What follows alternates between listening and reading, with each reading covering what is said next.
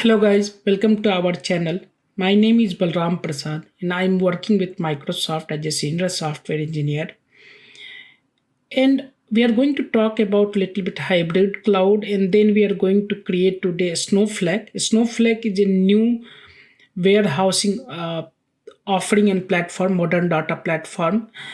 And a lot of time when we work on data platform, there might be scenario that some of the system is using a Snowflake and some of system is on the Azure, and now you have to integrate both of the system. Maybe you need to pull some data from Snowflake to Azure, and or maybe you need to push the data into Snowflake. And that is why in this video we are going to create a Snowflake instance and see that how we can create the test DB and table. So this video will be that only. Next video we are going to connect Azure Data Factory with Snowflake, and after that one we will see that how we can connect Azure Synapse with Snowflake. This is portal of Snowflake, where we can go and see the details about which kind of workload it supports. All the it has many data workload like warehouse kind of scenario. You can do data engineering. You can build pipelines and other things. You can do the data science and other things, right? And all of the things you can do it here. And basically when we create a Snowflake instance, it gives an option that which underlying cloud provider you want to use, either Azure cloud, GCP, or Amazon, right? AWS. So this detail you can go and see. This one we can go.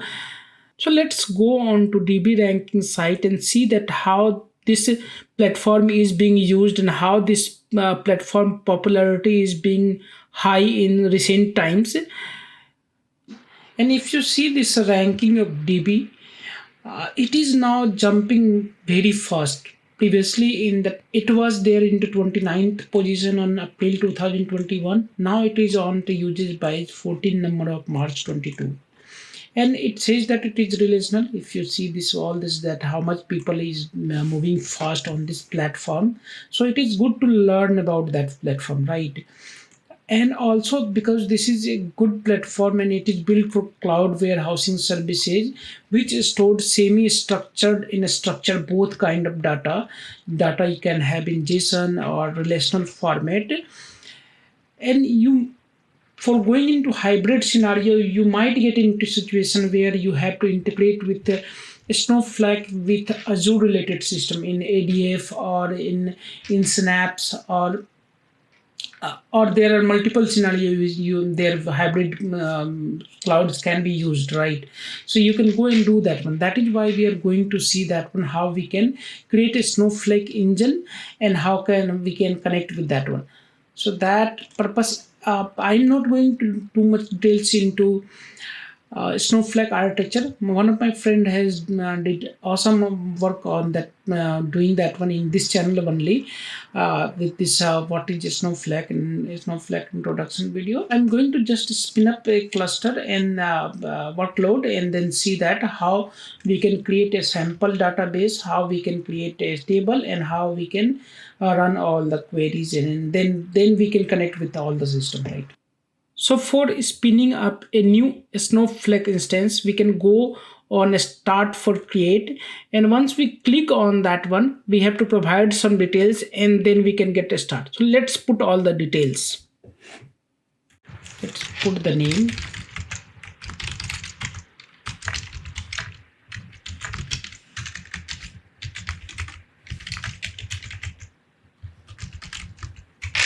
Okay.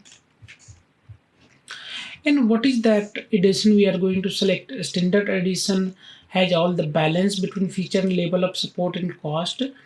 Enterprise, we have multi-cluster warehouse, materialized view, and other things. And business critical, where failover and fallback scenarios are being supported. Let's go with standard one for now. And I'm going to select with Microsoft Azure right now, because I'm very much familiar with that, and some of the other feature we have to leverage that one. So that's way we want to go. and it is going to create into which West US2, which is in Washington. So that data center is being selected. If we select that AWS cloud, then there will be different data center, but I'm going with this one. So let's go and start that one.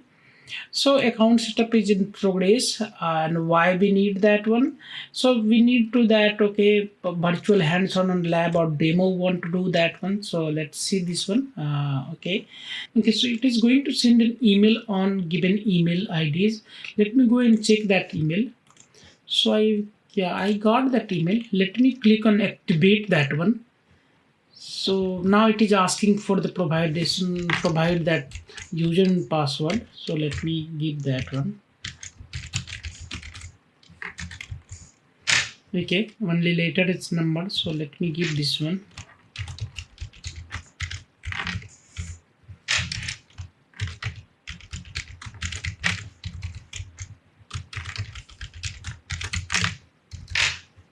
Okay, let me start this one.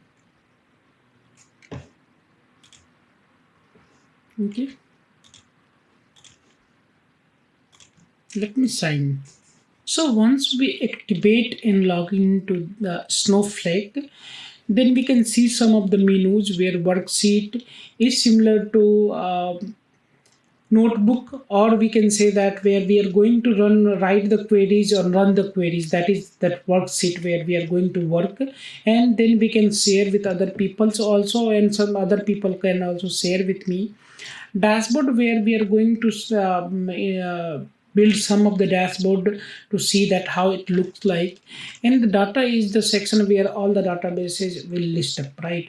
So by default there are two databases which we can see.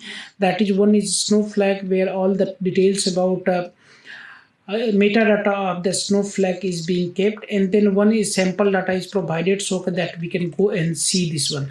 So this is that where this is the database name, and these are the schema names, and then tables and view we can see. So in tables we can go and see that who has that access to this one, which kind of access is there, and then column section we can go and see that what is the column details are there, and then we can go and see the preview of the data, that how it looks like, right? So that is which we can see. We can go ahead and see the other tables, the how the data is looks like, and we can use for demo purpose and other things.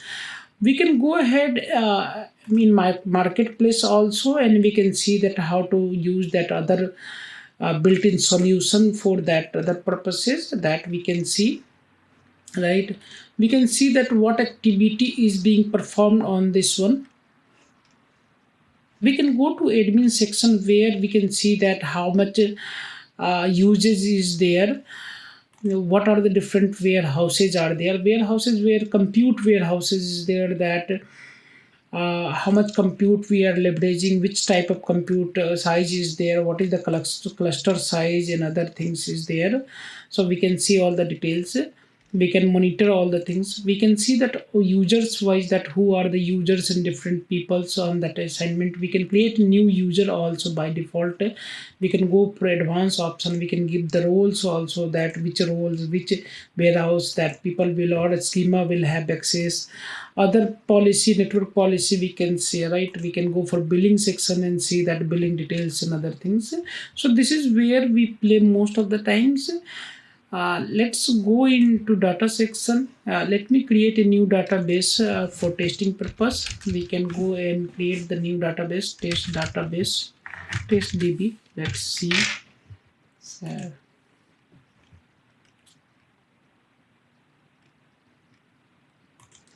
And then we can create a schema. Okay, right. Now in the test schema, in the tables, right, I can go and create the tables, view, stage, file format, whatever details we can create. That we can what are the file format is there, stream and other things. We will go in more details, but let me create a standard table of right now. That if we go, we can write that details for here, and we can go in more details where this whatever details for data types and other things are there. But basically there will be that let's see that id. First id it will be number, and first name, let's put first name as bharkar, right? Bharkar. And then last name, let's put last name is once again bharkar 50, right? Let's delete this one, and let's create this table, right? Okay, what I missed that one table, I'm sorry, my bad. So yeah, let's put that one, that okay, we are going to create into test schema, and then we are going to create the test table. Okay, let's create this one. So this is created, right? Test table is created right now. If we go and see this one, there is no data right now. And now we can go to worksheet section, where we are going to create a new worksheet for we can do all this. So let's rename this one test worksheet, right? And then we can say that insert into normal table name and details. We can put that one table values, we can say my name, right? This is the very basic thing we do generally. So it is the number of row inserted. I can go and comment and run the another one here, or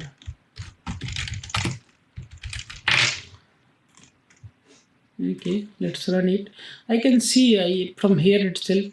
I can go back and I can go to data section, databases, schema, tables. Now I can go to data preview section and to preview data. If you are okay, so why it is not coming? Let's refresh this one. Okay, so there is one table name is coming which I inserted. Let's go for basically dashboard also. Let's create a test dashboard. Okay, so I'm going to add new tiles. Okay, let's select count of how many records are there simply. Okay, let's do that.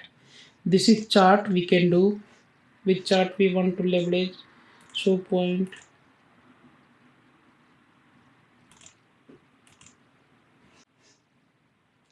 line chart, part chart. Okay, so which kind of chart or heat grid we want to see, all this we can do. And then we can go back to return to dashboard, and then we can see that this dashboard is coming. So whatever data there is only one record, so that we can see. So that kind of dashboard we can build that one. So worksheet section, where we are going to write our scripting and other things, SQL query and other thing. Dashboard, where we are going to visualize the data section, where we are going to create the database tables and other things. We are going to play it out. Activity section, where we are going to see that how much query has been done, how much copy activity has been done. Admin section, where we are going to manage this Synapse workspace. So that is what I wanted to cover today.